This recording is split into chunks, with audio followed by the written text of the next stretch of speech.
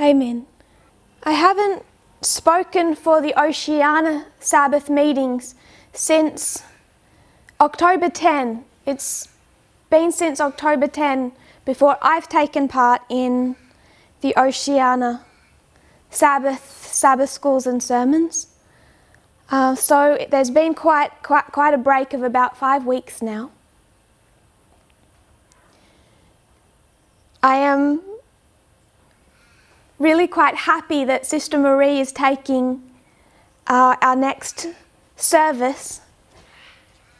There's a few precious people I've been quite privileged to know from the time before the movement. Brother John of 2 weeks ago is one of them, Sister Marie is another. And it feels really quite cheering to be in step with them. It warms my heart. So I'm encouraged and excited for that. Having not spoken since October 10, the thoughts that I want to speak about are somewhat of a continuation, the same series that's been done since May.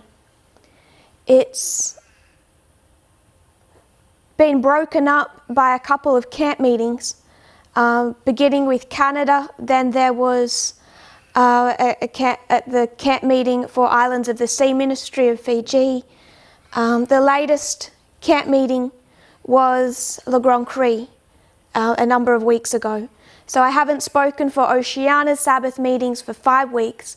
In between then and now, there was first the French camp meeting, which was open internationally, being Zoom, and then after that, between the last time I spoke for LGC and now has been the presidential election. I know there's been many comments and thoughts about the US election. I've been receiving them. I believe that you have probably been receiving them.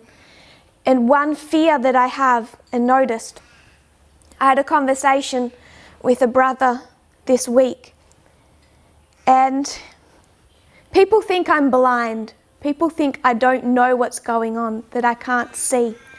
So he's talking to other people, saying to them, I haven't watched Tess since April. I don't follow her anymore. And he comes to me as a loyal member of the movement asking for an explanation of the presidential election. And I'm not as blind as people think that I am. So my responses to him were not as sympathetic as he was hoping for. Reason being is, how can you understand it if you have completely ignored the increase of knowledge of this dispensation? So many people struggling with the US election. In almost every case, I know that they're people who have either not followed the presentations, followed the message as it's developed, and have from the beginning had fundamental issues with both the leadership and the methodology that we use. So I want to give some perspective of how I see the US election, just a small perspective of that. But it's in the context of the series that we have been doing since May. If you would turn to 1 Corinthians chapter 13. 1 Corinthians 13, verses 9 to 11.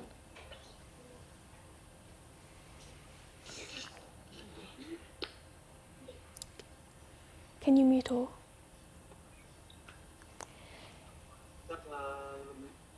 Verse 9, for we know in part, and we prophesy in part. But when that which is perfect is come, then that which is in part shall be done away. When I was a child, I spake as a child. I understood as a child. I thought as a child. But when I became an adult, I put away childish things.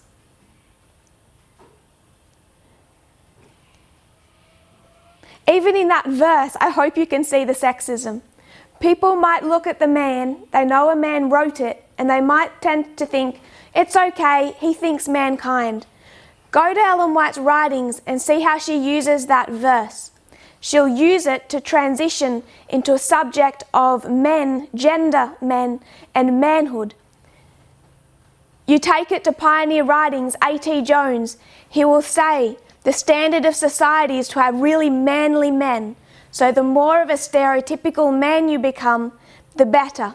So I hope people are starting to become more comfortable, as harsh as it is to verbalize, that there is sexism even in these writings. It's unavoidable. Same way you find slavery. We need to recognize that as we read now. We need to read like adults. But that wasn't the point I wanted to make. I wanted to apply these verses. We know in part, we prophesy in part. But when that which is perfect is come, we put away what was partial. It's repeated in verse 11. When you're a child, you speak like a child. You understand like a child. You think like a child. When you become an adult, you put away childish things. And the context is not, as Ellen White writes it, about becoming more mature in a moral, personal sense. What is the context? It's all about our understanding of prophecy. So there is a time when it's acceptable to speak, understand, and think like prophetic children. Then when we become an adult, we're required to speak, understand, think like prophetic adults. I want to give some examples of how this has happened in our movement, how this movement has transitioned from thinking prophetically like children to prophetically like adults. And I don't want the use of the word children to sound derogatory. I don't mean it in that sense. It's not like there's something bad when a child thinks like a child. You would expect a child to think like a child. You wouldn't try and make a child think like an adult. But as they mature, the expectations of them mature. We've discussed that already when we've talked about fractals. All through the Oceania series, we've kind of been addressing this.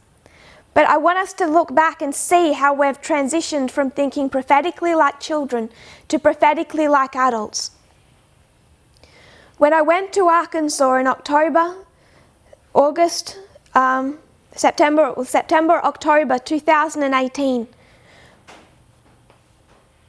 the bulk of those messages centered around World War III, applying World War II to our current dispensation and understanding World War III.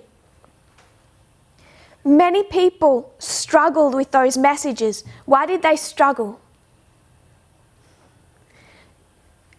They struggled because they couldn't see war in the 21st century. They couldn't see Vladimir Putin at war with George Bush or Obama or Donald Trump. They couldn't see this war. So when people were looking ahead to Raffia, what were they expecting? A ship would land on US soil and a whole heap of Russian tanks would roll off. That there would be assault rifles and bombs and hot person-to-person, Russian to US citizen, hot war. We came with a message that said World War III was already happening. In fact, it had already begun, and people couldn't see it. They battled with that concept for months. Some people still can't see it.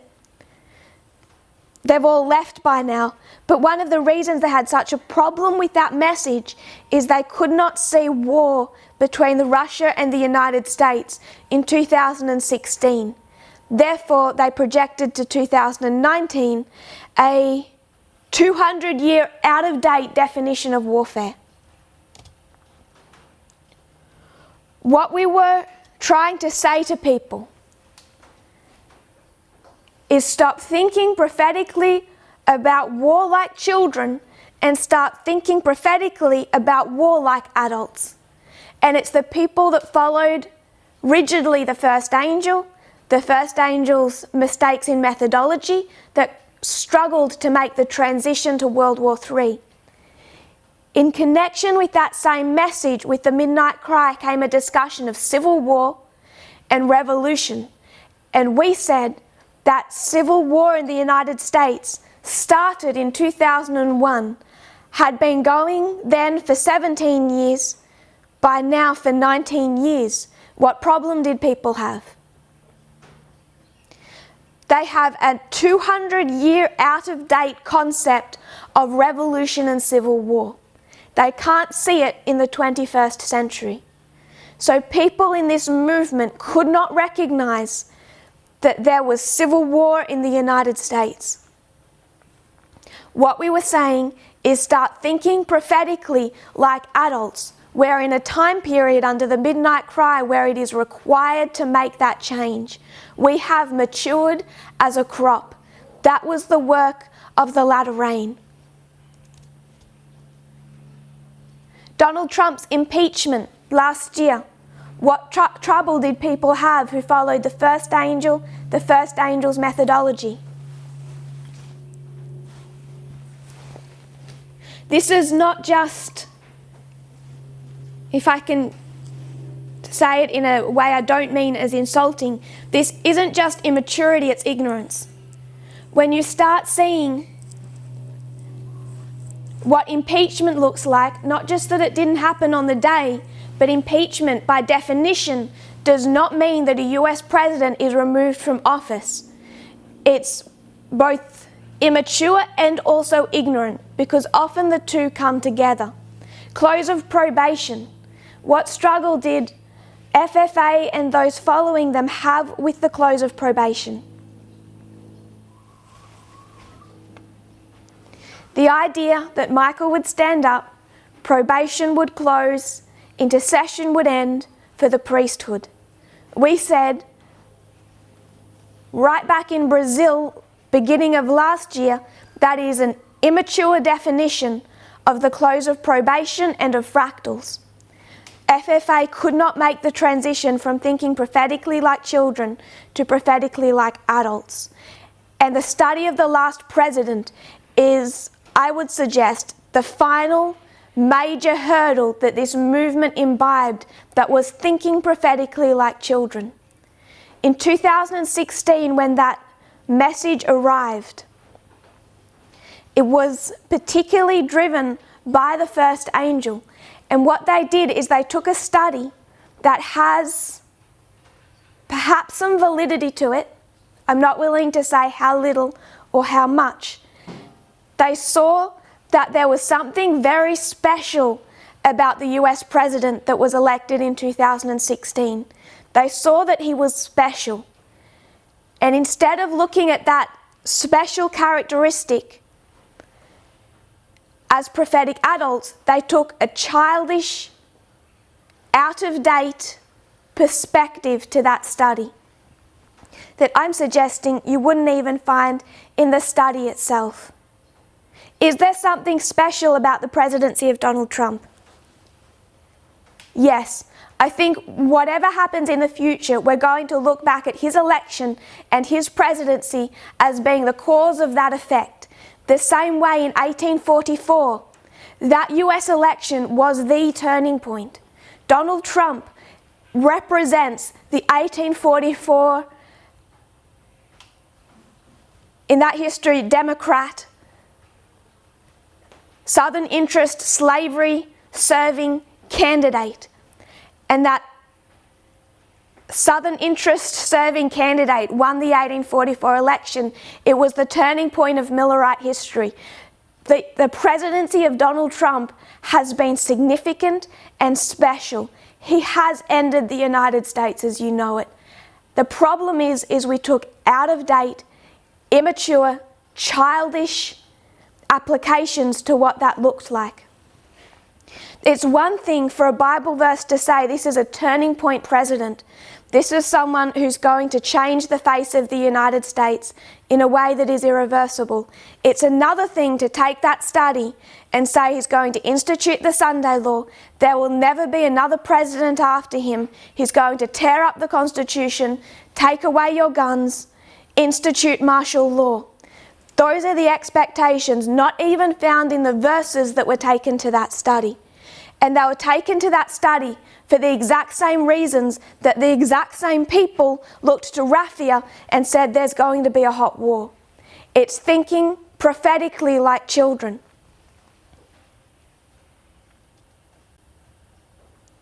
I will be honest, I don't know the study of the last president.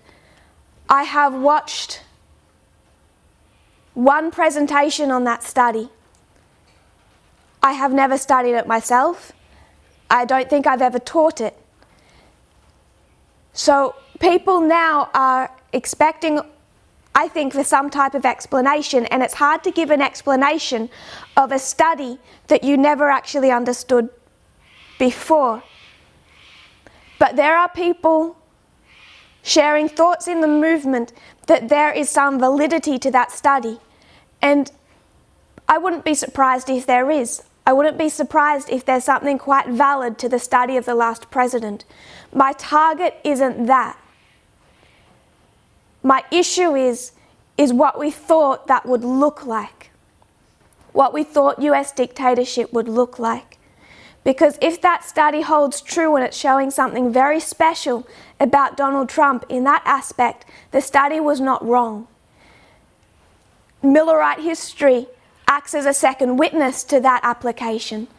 The problem is when we bring our out-of-date, prophetically childish mindset to what we expect that president to be, what we expect him to do. That's the problem.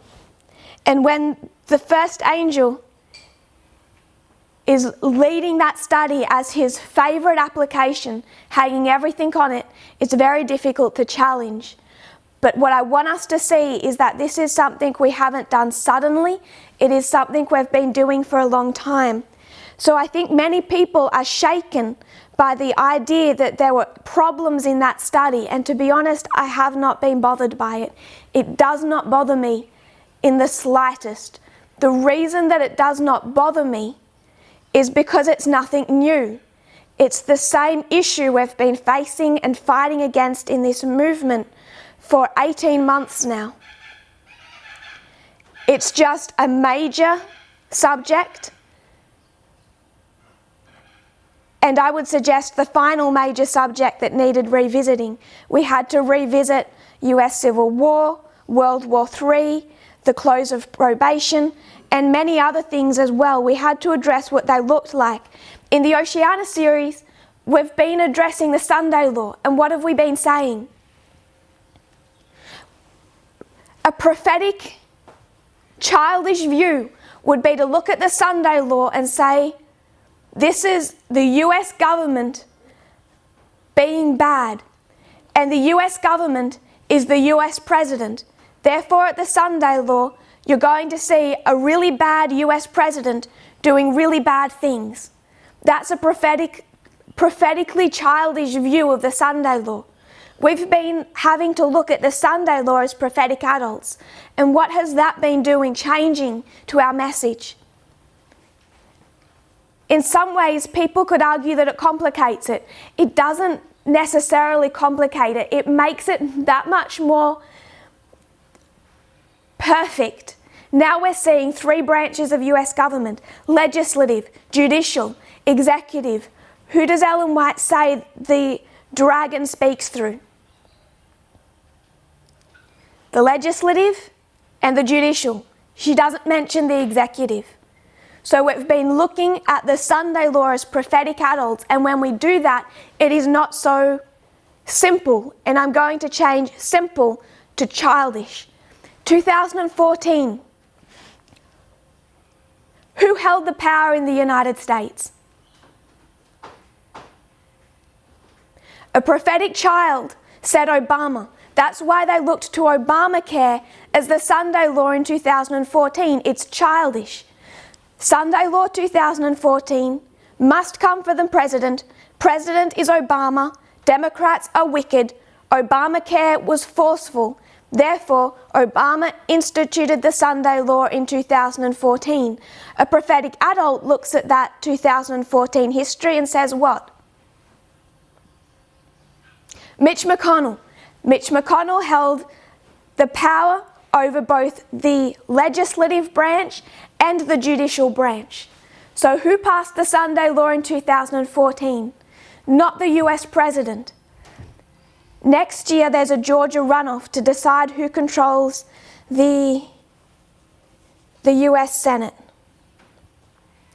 How it currently sits, I may have this wrong, but it's how I currently understand it. The balance in the Senate is 50 Republicans to 48 Democrats. So there's a runoff in January where there are 2 seats up for grabs. If both Democrats win that Georgia runoff, you'll have a balance. A pretty much equal balance in the Senate. And when you have an equal balance in the Senate, the US Vice President gets to cast a deciding vote. So all of a sudden, Kamala Harris can, by the thinnest of margins, swing the Senate towards the Democrats. So it isn't quite decided who for the next 4 years will control the Senate, but at least one of those Democrats in Georgia who's running for that seat, he's an absolute centrist. He's pretty much voted in approval of most things Donald Trump has done over the last 4 years. This is not a progressive win. A prophetic adult will look at the election of 2020 and they will not see a win for the Democrat Party. They won't see a victory for the counter-revolution. 74 million Americans voted for Donald Trump. That's about 1 in 5 US citizens in an election where not everyone even has to vote. I would suggest that it's prophetically immature to look at this election and see it change our message in any form about who is going to control over the next 4 years and whether or not the Republicans have really lost power.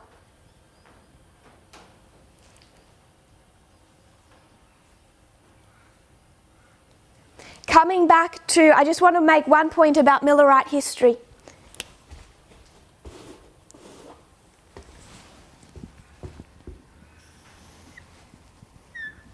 We have their reform line, 1798 to 1863.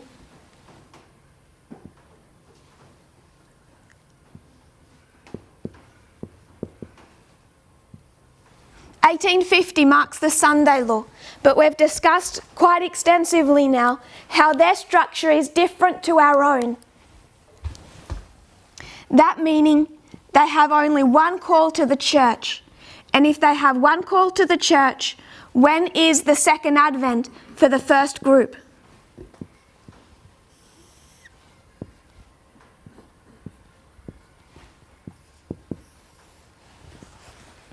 For us, this would be Panium, but they don't have a Panium because they don't have Levites.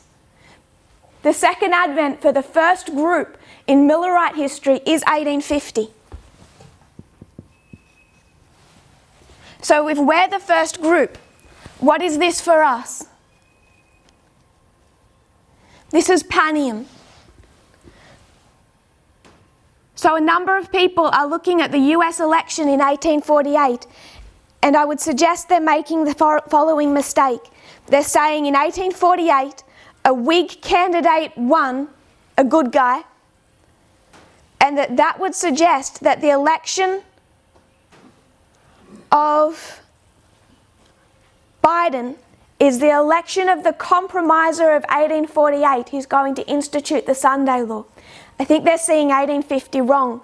1850 for the priests represents 2 different waymarks. It's Panium and it's the Sunday law. Obama was president prior to Donald Trump, and yet he did not institute the Sunday law of that history. Then we have Donald Trump, the turning point president of 1844. Then you have a compromiser come in, and he institutes the Sunday law. But this is why I have been so slow to make application of Millerite history, is because there is a discrepancy between theirs and our own. Because they are a history of failure, not only is the 1850 Compromise a failure, the northern states cannot be forced to enact it. It also contains a different structure.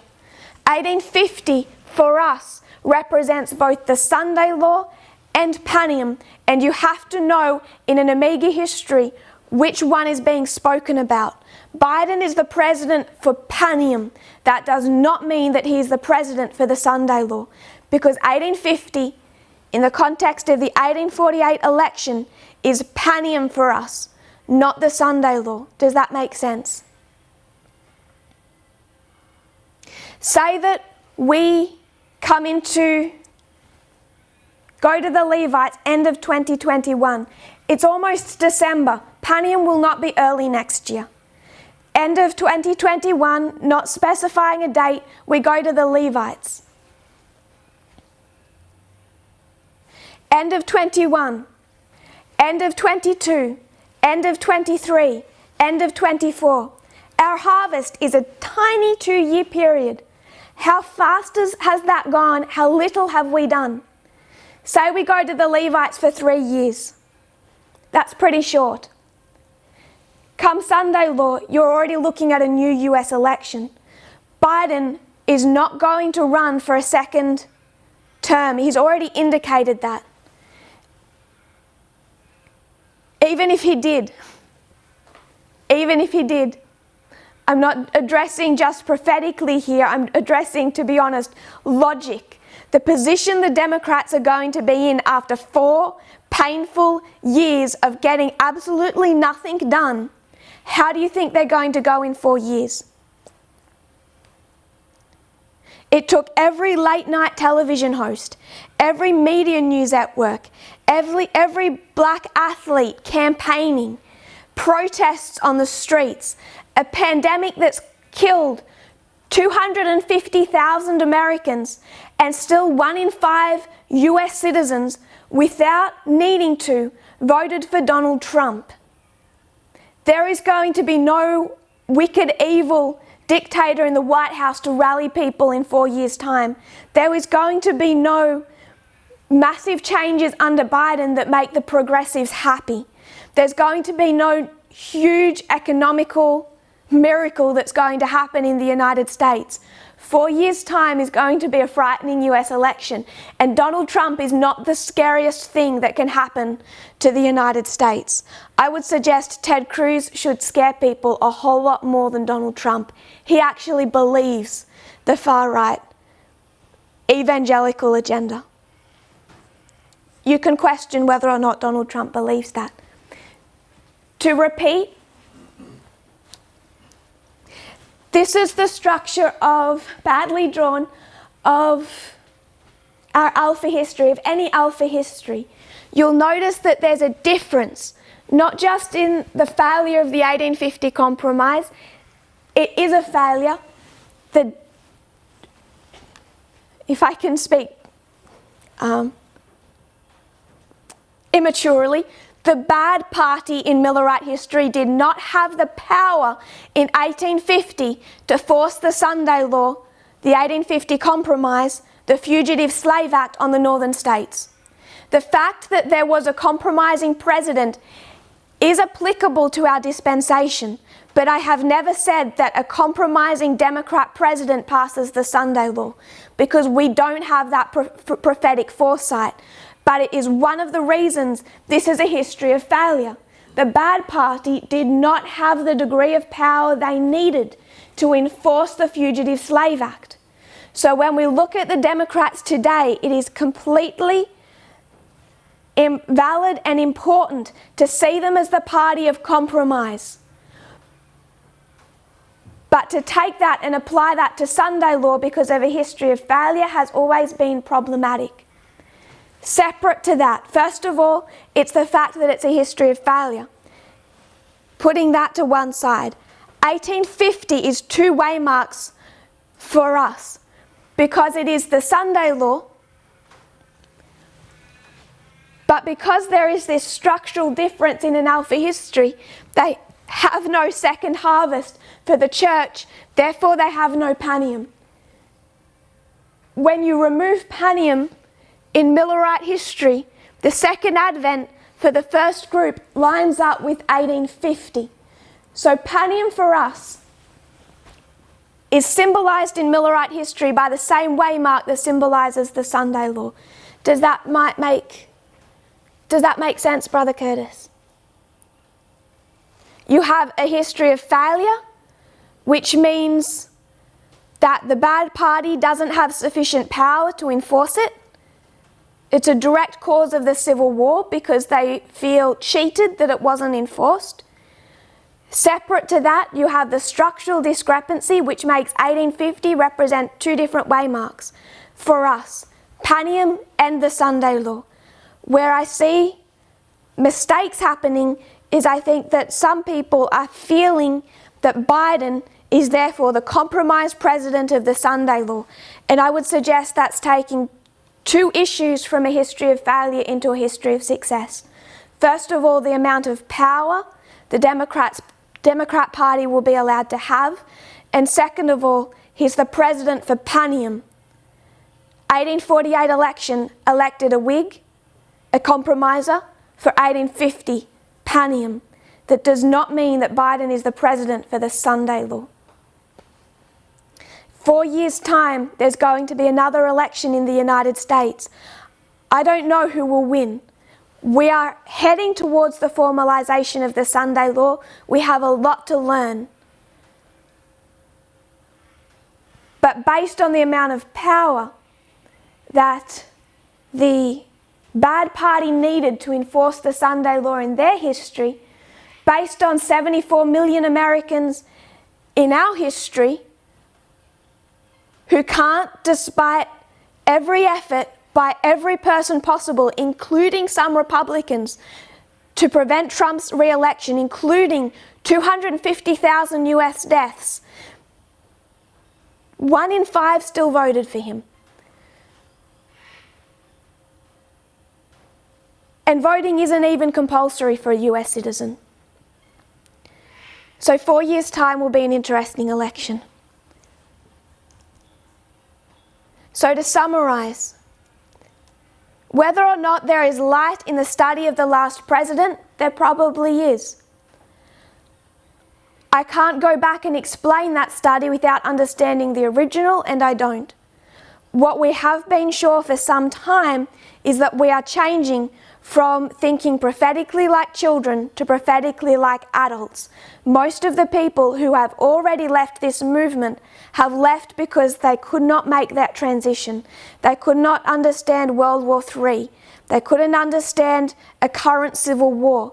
They couldn't understand the close of probation. They couldn't understand the impeachment.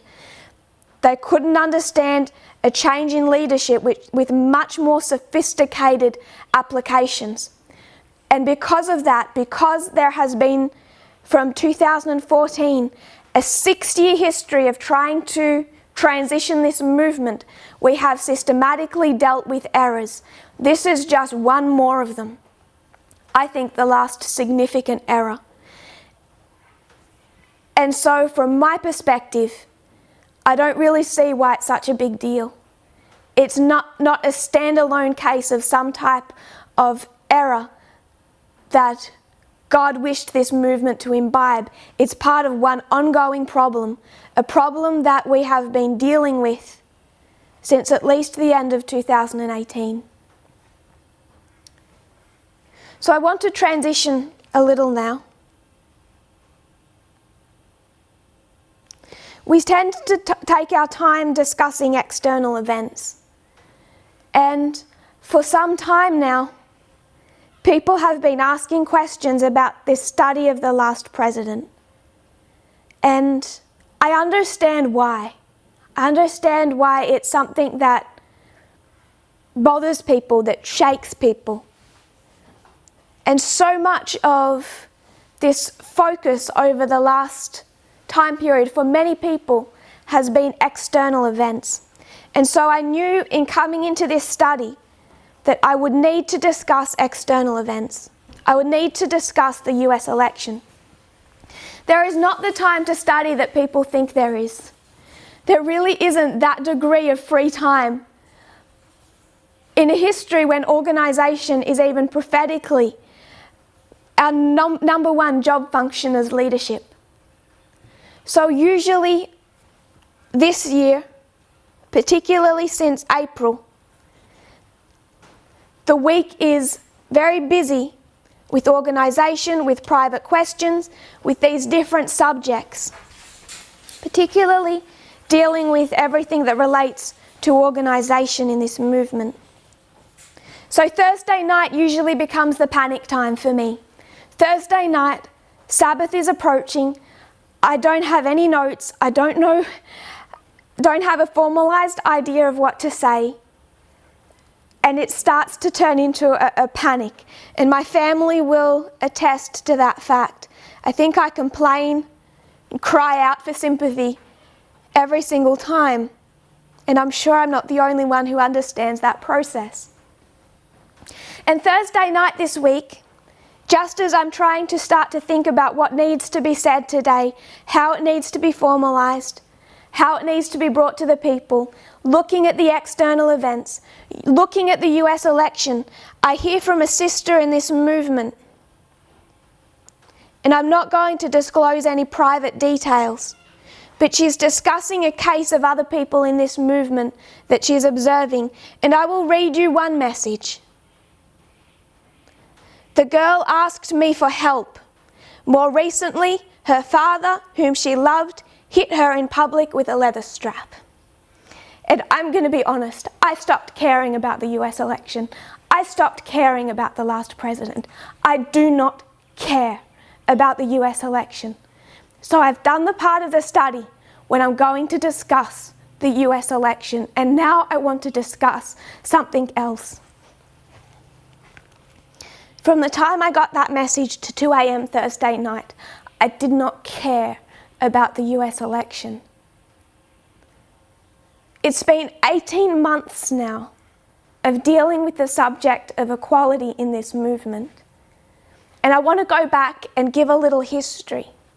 I did this at the first French camp meeting presentation, but I want to go more into recent history. 2017, I visited Arkansas. I visited the School of the Prophets.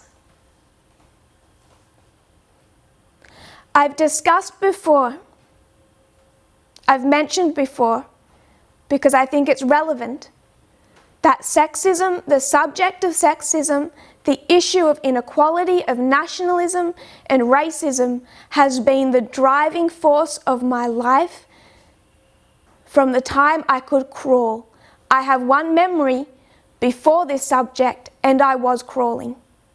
And when I went to Arkansas in 2017, it was compulsory that you go to Lambert Fellowship. It was compulsory that you go in their bus and you visit that church. So I did. I visited Lambert Fellowship.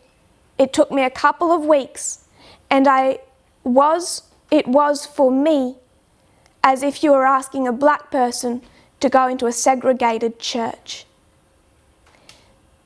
The way that women were treated, the number of women allowed at the pulpit, which for a long time by then was 0, was not something that took me weeks to figure out. I figured it out in days. All I had to do was think, something is sick and wrong. And I went to the YouTube channel, I scrolled back, and it was not hard to see. So I started this practice. I would go on the bus to Lambert Fellowship. I would go through the doors, meet a whole heap of lovely people, meet some strong women who I admired then and I admire now. Strong women who were not part of the clique. And I would hear the first 15-minute session, Sometimes a woman would take that. The most profound message I ever heard at Lambert Fellowship was Sister Kathy McGraw, and they gave her 15 minutes. Then the Sabbath school would start. It was empty of prophetic information. It was always taken by a man, and I left. I went and sat in the car. I did that, Sabbath school and sermon, week after week after week, and few people noticed. No one understood why. I heard very little presented in the Sabbath school or sermon at Lambert Fellowship, because I was like a black person in a segregated church. When I presented, end of 2018, I presented the subjects of World War II and the counterfeit. Where do they think those subjects were studied? They were studied in the car at Lambert Fellowship when I had space. The reason I bring up this subject, it's not just Lambert Fellowship, they're camp meetings. I got out of the kitchen one day and went to hear Elder Jeff speak at their camp meetings. I came in late. I had a feeling that I would struggle. I sat down for that presentation. I don't know the context of what he was saying, but I will quote him directly. Quote, "There are too many strong women in this movement." End quote. I left. There is a strong woman in this movement who I've known about for at least since I began in here. That woman is my mother. So I knew when he said there's too many strong women in this movement, I knew also who he was talking about. And there wasn't just one of them. There was older women at Lambert Fellowship who he would have considered strong women, and he wouldn't have liked it. But it was like being at a segregated church. My problem is the following. I'm not speaking to the older generation. I'm not speaking to the middle-aged generation right now. This presentation is not about them. It's not about FFA. It's not about Elder Jeff. It's not about the elderly people there or the middle-aged people there who either tolerated, accepted, or struggled with the sexism and nationalism of that environment. My problem is with the young people of this movement, and this is not Arkansas. The young people who attended that school, attended that fellowship, came from every corner of this movement. They came from Brazil. They came from France. They came from Romania, Germany, and Australia, and many other countries besides those. They went to that school.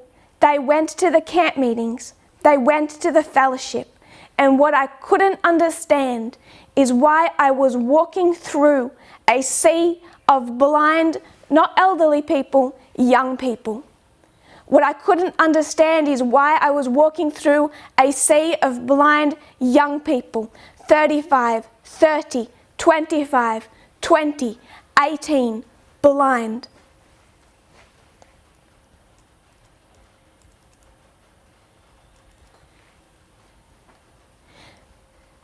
It so happens that what I have wanted to understand, equality, since the second memory I have as a person, that what I joined this movement hoping to understand ended up being the point of the Midnight Cry message.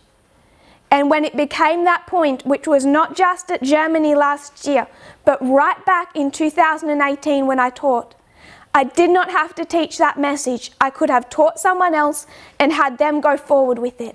I could have taught it to a man and had him teach it. I didn't. Because I knew I wasn't going to FFA to teach as a person. I was going there to teach as a woman, and that would change something. I didn't know what, but I knew it would change something. So from end of 2018 to now,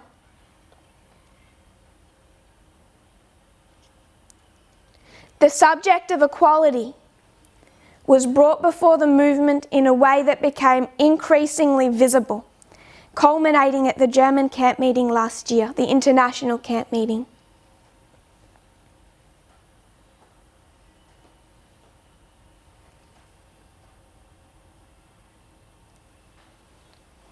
Last year when doing that, I became unpopular with probably about 50% of the movement. And on good terms with another about 50% of the movement. There was a lot of close personal relationships, something I loved and appreciated. But I have the following problem in this dispensation. You come back to the line of Christ, and everyone can say in chorus now, everyone gets it. Did the disciples understand equality back here? Did they understand the nature of the kingdom? They didn't. They didn't get it. In this dispensation, do they get it here? Not really. It takes a long time for them to get the nature of the kingdom, and it takes a long time for this movement to understand equality. And the problem I have is when I thought I was walking among a sea of blind people 2-3 years ago, I would think that by today it had changed, and it largely hasn't. Especially with young people. The people that supported, that did not see the deep-seated nationalism and sexism that FFA and Lambert Fellowship had imbibed. I think those same young people today think the following. They understand equality. They understood it back here.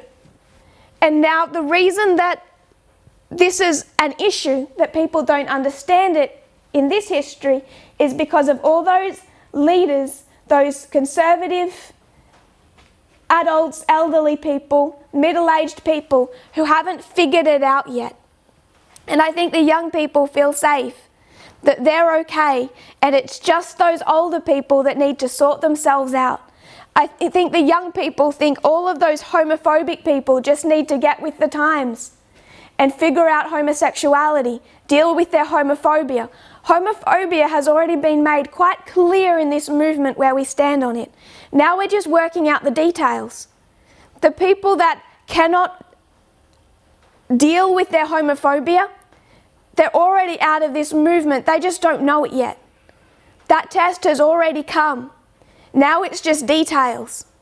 It's the young people that were blind before and are blind now, and that's what I'm struggling with. Because when I got this message Thursday night, and when I paced till 2 a.m, the person in charge of that location is a young person. And the people excusing that abuse are not middle-aged or elderly. When someone is on a diet of junk food for 15, 20, 25, 30 years, and can't see what healthy looks like, and someone comes to them and says, you can't live on junk food, you can't live on McDonald's and sugar. This is a healthy diet. If someone said that to you, if someone said that to me, do I in that moment become healthy? No. I'm still messed up all the way through. It takes effort, it takes exercise, nutrition, sunshine, water, air, maybe some drugs, maybe that you need to go to a doctor. It takes effort to remake every single cell of that body. And it's not just the elderly people. Some of them through life have actually learnt what equality looks like. Some of them have been hurt by nationalism and sexism. Some of them get it a whole lot more than the young people do. But I don't think the young people realise that they are built, every cell in their body, every thought in their brain, after a socially conservative, Republican, sexist, nationalistic mindset. I struggled with that 2-3 years ago at FFA, when young people flooded there from Brazil and from Romania and Germany and Australia and France. And not in every case. I've seen Sister Tamina, a rebel against much of that. But the vast majority of young people, blind.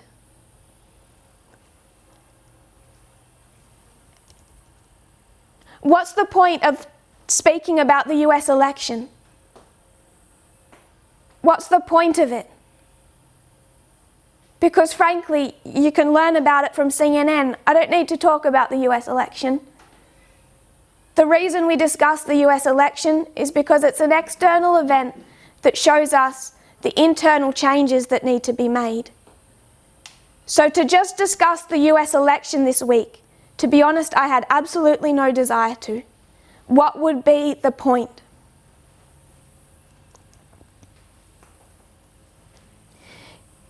There's a mindset among the young people of this movement that as long as they accept the ordination of a woman, they're really happy now because they like to wear trousers.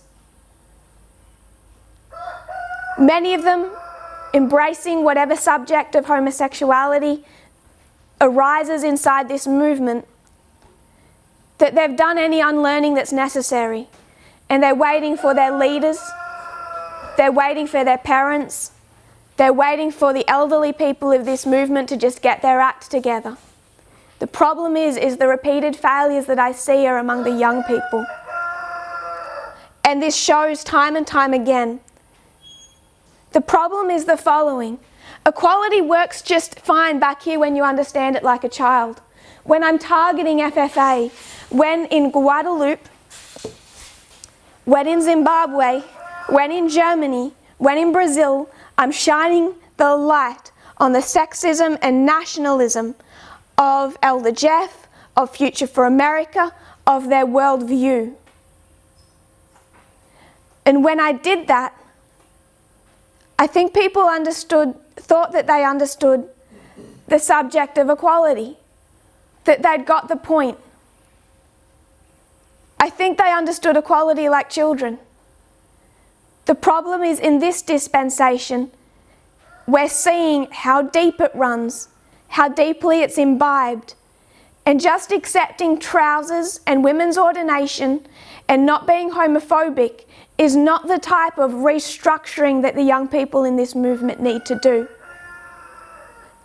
Those same young people, when there is a case of sexual or physical or mental abuse in this movement, those same young people are saying, can't wait for homosexuality to be dealt with. But this case of abuse, she asked for it. She irritated him. She goaded him on until he hit her. Why would you punish him? That's not fair. Punish both of them. She was irritating. They're getting divorced. She doesn't understand how to handle money. She wasted too much of their money. Sure, he's abusive, but it goes both ways. Don't punish him. That's not freedom. That's not equality. We don't like that. And they've increasingly come to disagree with the decisions that I, Elder Parminder, and others have made in this movement. And my problem is that it is the exact same blindness I've been addressing from the very beginning. The abuser has depression. He had a hard childhood.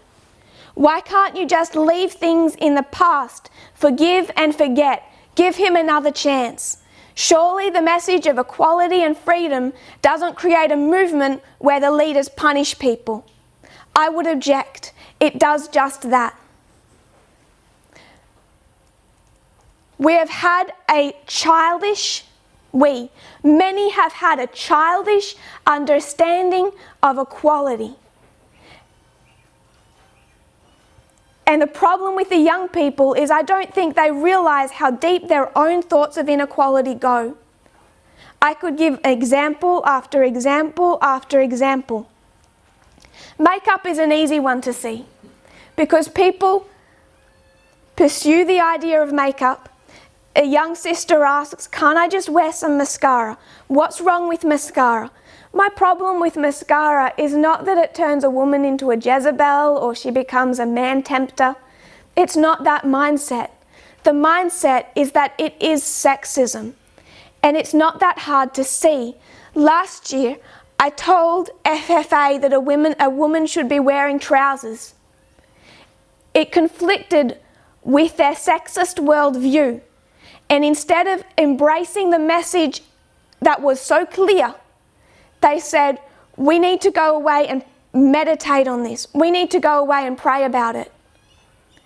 Young people in this movement who last year didn't feel the need to meditate on anything, who saw the light and ran with it this year, when I say there is sexism in Hollywood, there is sexism in mascara, there is sexism in domestic abuse, are saying, I get your point.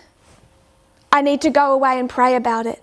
I need to meditate. And it's strange to hear a young person speaking that way. But I know where it comes from. It's conflicted with the conservative worldview that they have had.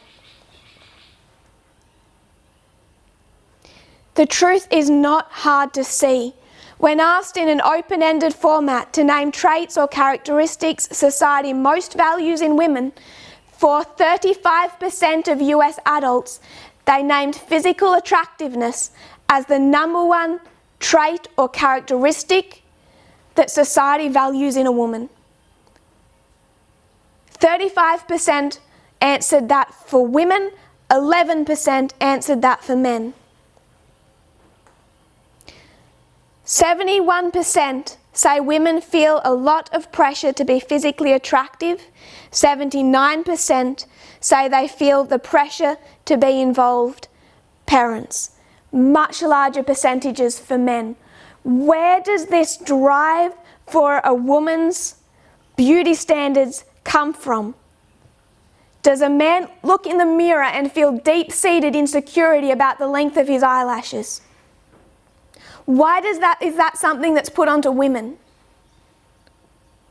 For the imperfections, for the flaws, for the length of their legs, if they're too tall, if they're slightly more than skinny. Where does that come from? It's not hard to see that it's sexism.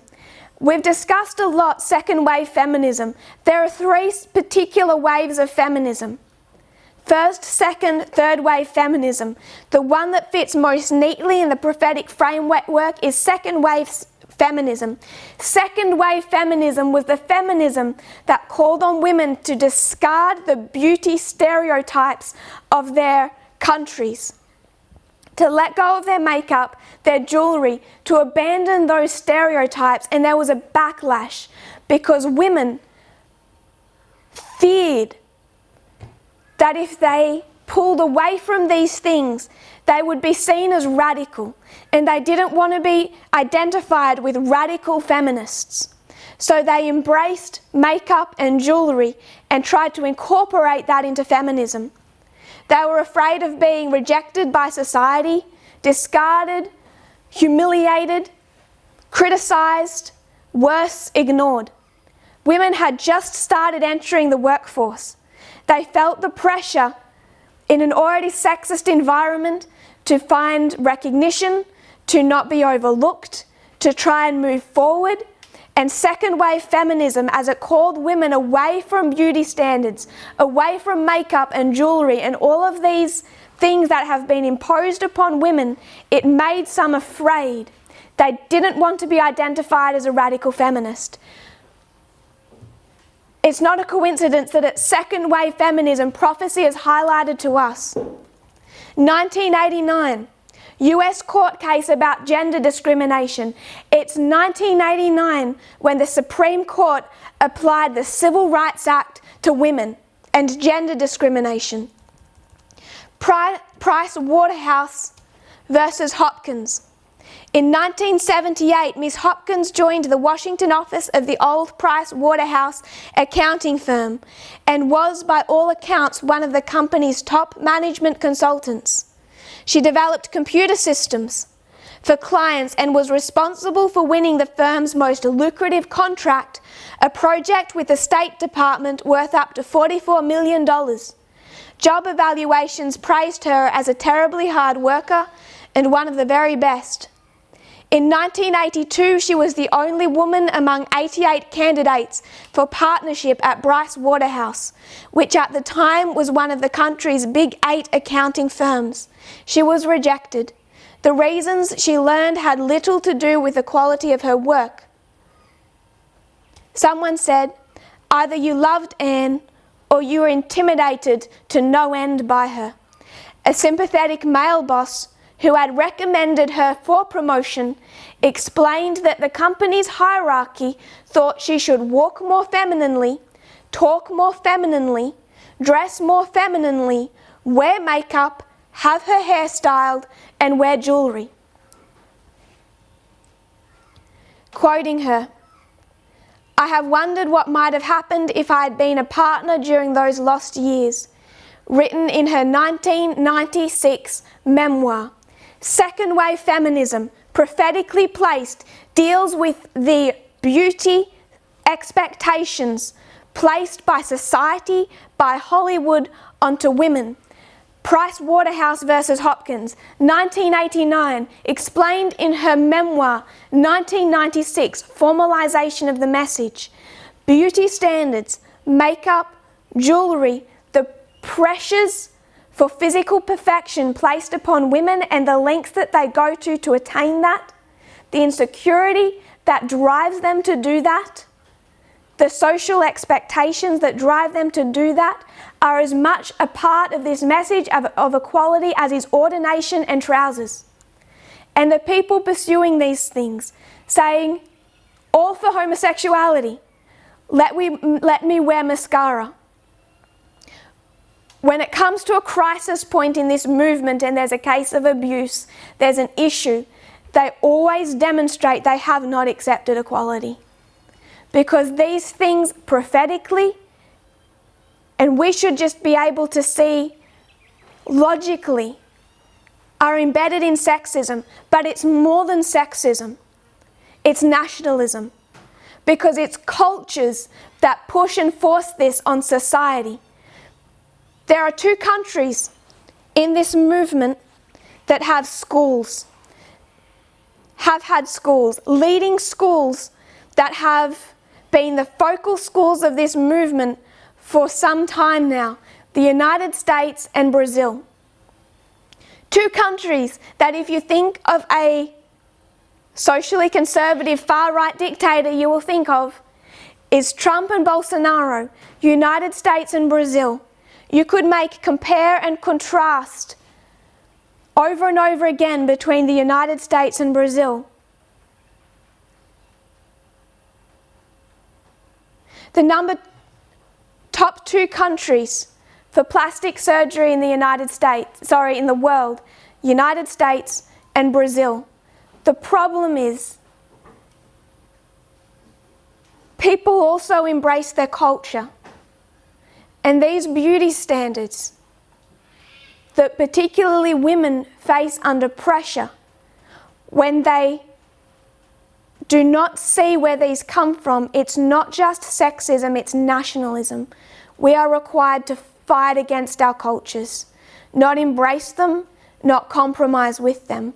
The 2 worst for this, as far as people being driven to start cutting up their faces, lifting their brows, removing every wrinkle, altering every possible part of their body that society tells them is not attractive, is the United States and Brazil. This is a sexism problem, this is a nationalism problem, and frequently when it comes to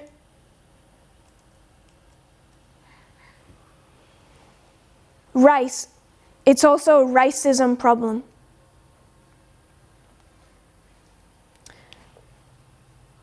Which is attached to nationalism.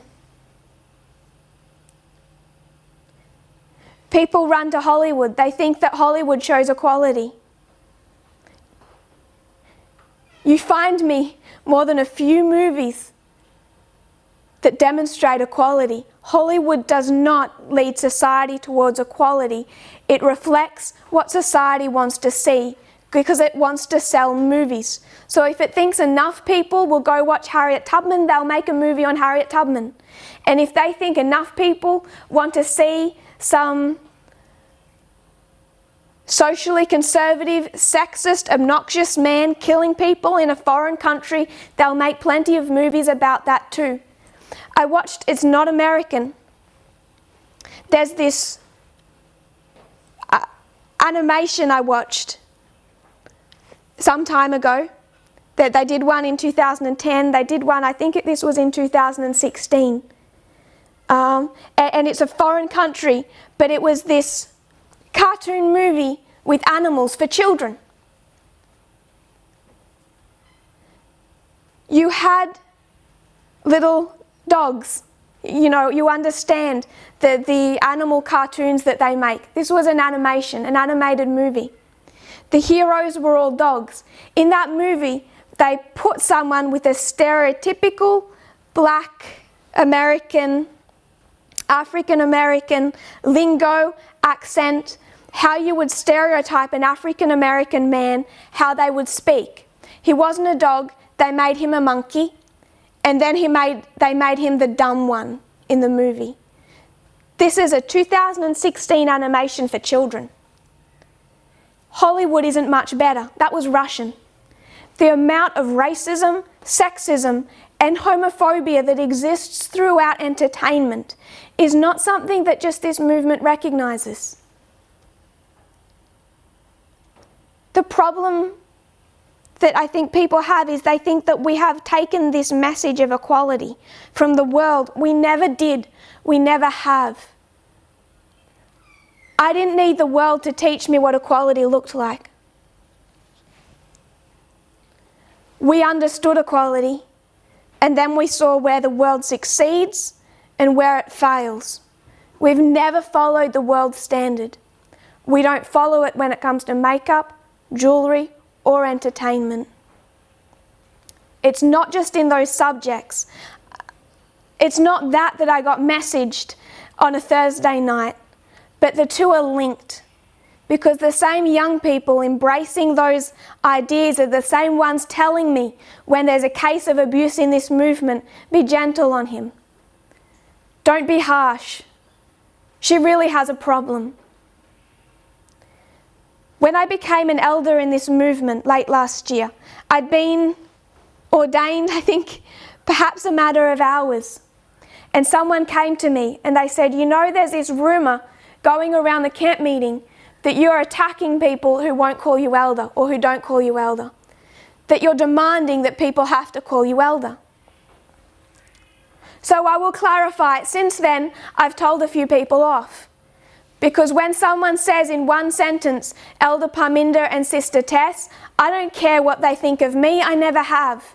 But they have women above them, women next to them, and women below them. And I sure care how they treat those women in their own movement, in their own families, in their own societies. And how they treat them often gets reflected in whether or not they can accept my leadership. That's just a fact. But certainly at that German international camp meeting, and since then, I have never demanded that everyone has to call me elder.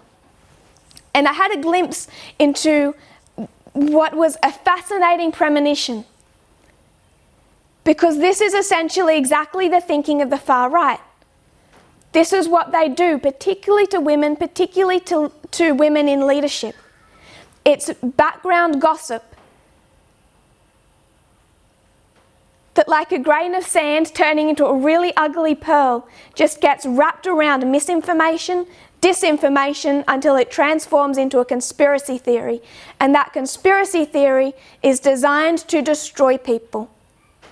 And the problem I have is the people in this movement, the young people who were blind 3 years ago and now think they can see, are the ones following far-right Republican practices when it comes to the way they treat women in leadership, when it comes to whether or not they can work under them with respect, when it comes to how they see abuse in this movement, whether the covering up of it, whether the appropriate response to it.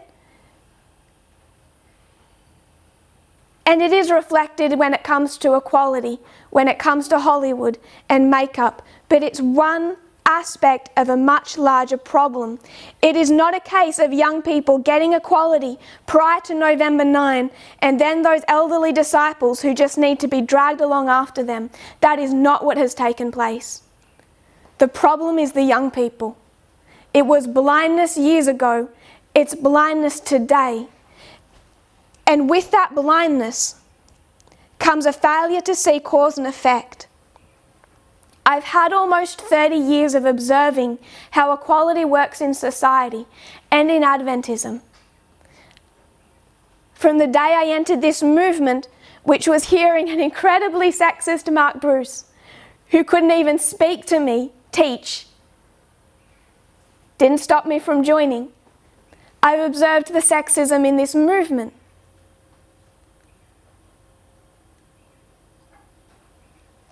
Late last year, started to realise the large percentage of people who'd ran with the message of last year and felt that it hadn't really challenged them, they loved it, they embraced equality, didn't really get what I was talking about. I was in conversation with one young man, and he said to me, I get what you're saying, accept it, love it, running with it. And then he made the point, if only they lived up to the perfect US Constitution. And I said, the US Constitution is not perfect. It's never been perfect. It's a deeply flawed document. And as an American, he took offence at that. Not personal, it was all friendly, but he objected to that. The idea that the American Constitution wasn't perfect at the beginning and just misunderstood. That there was slavery and racism and sexism in that Constitution. In the very, not just the wording, but in the very concept of it as a document. So we had an ongoing discussion, him and I, about the US Constitution. We never came to agreement. I refused to recognise that the US Constitution had that degree of perfection as a holy document. Since then, it's become more of an issue.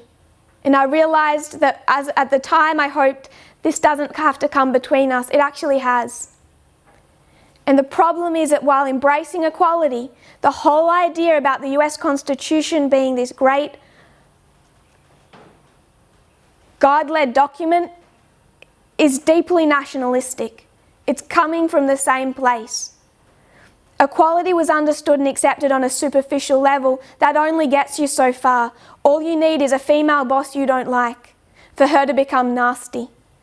All you need is a case of abuse in front of you where you feel like she deserved it. She deserved to be hit. He has depression. She deserved to be abused. He's had a hard childhood. She's irritating. In Oceania, I've been watching sexism from the time I entered this movement as I watch a female leader. And I'm not talking about elderly people, I'm talking about young people who can't see cause to effect in the way they respond to female leadership, not mine, someone else's. And people can make the claim, you can't see, you're too close, your family. You're too close to see what's really happening. People far away say, you're too far away to understand what's happening. You don't get it. This female leader really is nasty. This abused wife really is irritating. So I can't win whether I'm close or whether I'm far away. And my answer is the same one I would have had in 2017. I can see. And I can see a lot more than people think I can. The issue in this dispensation with equality is not one of dragging elderly people behind us through homophobia. The people not getting equality in a way that I find frightening is the young people, because they think they don't need to. They think they are not built with a Republican mindset. The blindness of 3 years ago, 2 years ago, is not gone. They don't need to go away and meditate and pray about this. That was FFA's response last year. I'm not really sure what they wish to meditate on when we say Hollywood is sexist. I could even find you a news article that said that. I found you a news article this week that said the reason that Americans are so nationalistic for their army, for their police force, that they cannot see the abuse and the racism that is systemic through these institutions is for one particular reason: Hollywood. I did not need to find you those articles to say that, but I knew that is what it would take to get through to some people. Last year, a whole lot of people left this movement. They left that movement because they felt that what I was presenting went against their worldview, went against the natural order of things. They left because they did not like being corrected by a young woman. They felt targeted, they felt disrespected, they felt misunderstood. They felt there was no sexism when I was saying there was sexism. We're finding people in the exact same position now. My problem is those failing the greatest, from my perspective, are the young people. I don't think they realise the standard or the degree of re-education and repentance that needs to take place. Equality is not a message that's just there to straighten out elderly people. Often elderly people have had enough experience of racism and sexism to get the message easier than some of the young.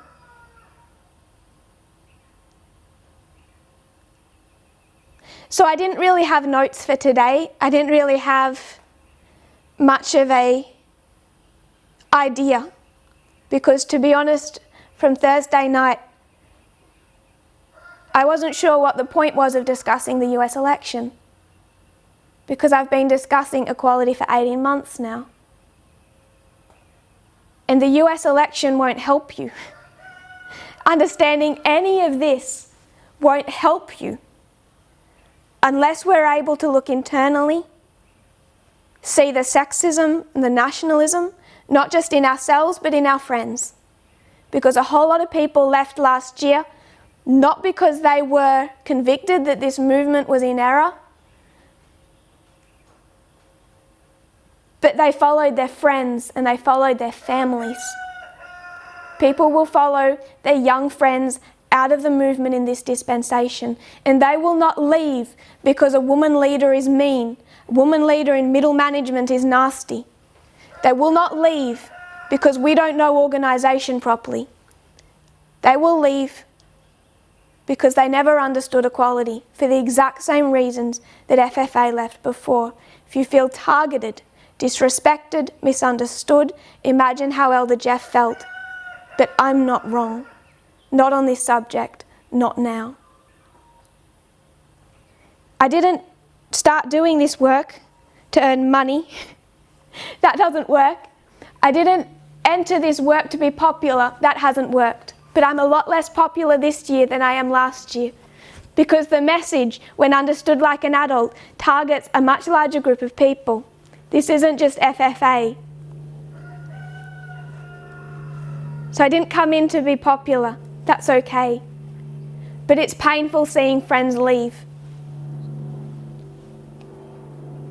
A lot of people are excited about the upper room experience. They're embracing this. They're excited for it. I'm not. I'll explain why. 2016 is concord externally. What is the external concord?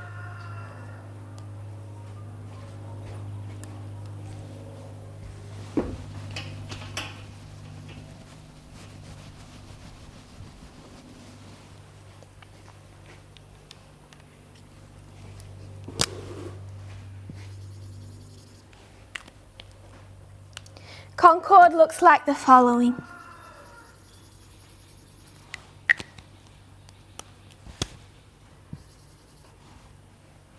You have a mixture.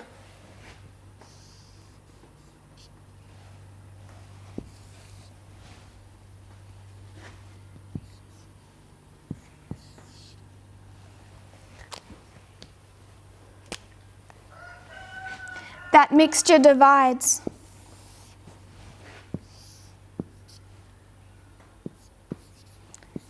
Both sides are in concord, but are they in concord with each other?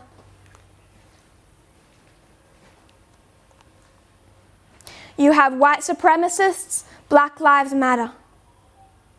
Are the white supremacists in concord with Black Lives Matter?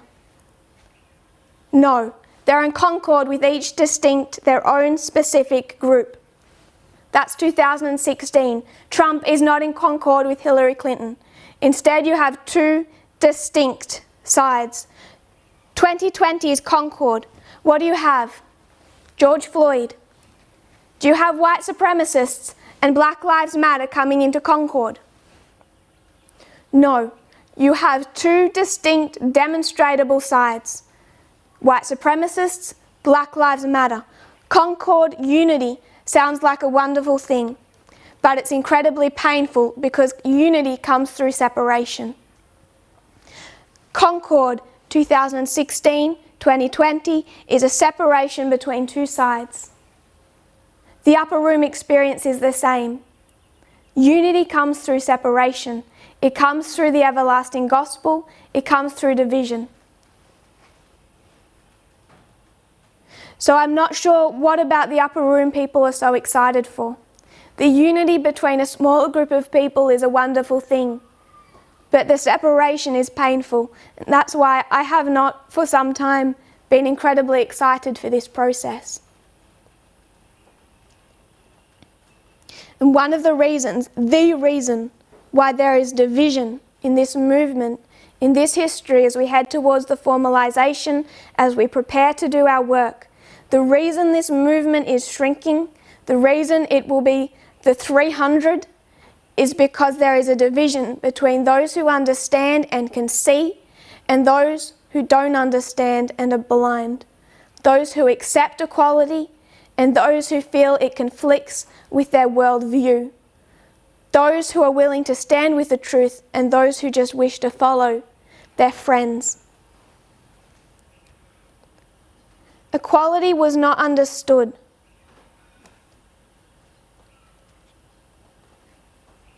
For the first 28 years of this movement. And so much of what happened in that time period, we're still dealing with the effects of today. We're dealing with the effects of that in Oceania today. When well before it was acceptable, there was a woman leader. And that didn't go over well with a lot of people. We're dealing with that in Brazil today.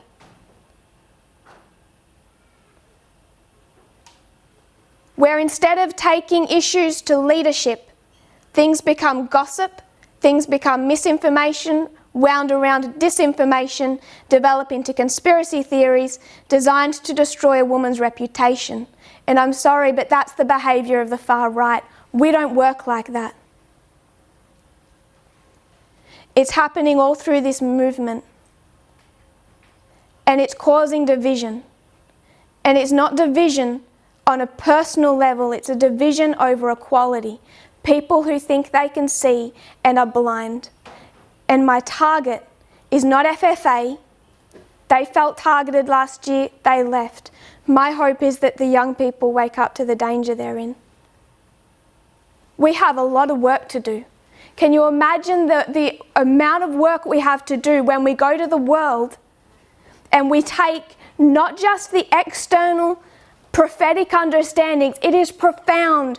Go back to the French camp meeting. There is so much I can't even remember was taught there, even of what I taught, and I can't remember. But I know everything was fitting into place the way that God intended to it. With the US election, with how reform lines work, with how waymarks work, with the increase of knowledge of this dispensation, with how gender works, gender stereotyping, the Apis bull. But so many people aren't watching, and they're getting tripped up by nasty women, by leadership that wants to punish abusive men. They're getting tripped up by makeup and jewellery. They need to see the sexism and the nationalism that's underlying these issues. We will take a profound message to the world when we go. Our focus is being ready for that. And with this failure to understand inequality, in this failure in young people to understand their own imbibed sexism and nationalism that they've been fed since birth, also comes with it a type of apathy that I don't even know who's going to be doing a work come 2021. who actually is still ready and on fire and ready to actually go to work because they're distracted.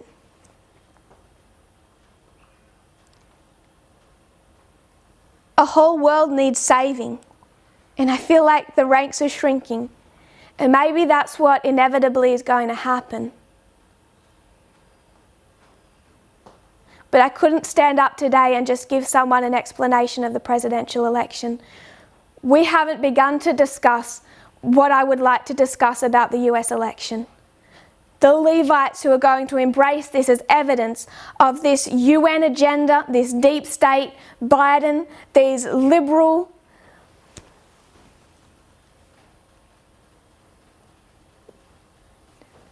socially liberal New World Order that's going to institute the Sunday law. Levites are about to run with that message, and we have to counter it. We can trace that through the last 222 years of US history, 1798 to today. We can trace that. We can prove to them which side, not Biden, not the Democrats, no deep state, no UN, that's going to institute the Sunday law. We need to study those things. But unless we get equality, unless we get our act together, unless we actually start watching and following the presentations, and I know who's not online, I know who's not listening. But as a movement, we need to have our act together. Because otherwise, any of those things won't help them, it won't even help us.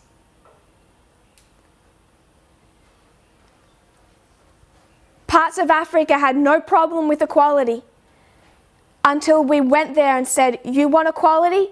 Let go of your sexism and let go of your nationalism. Last year, they didn't even know they were sexist and nationalistic. They weren't told.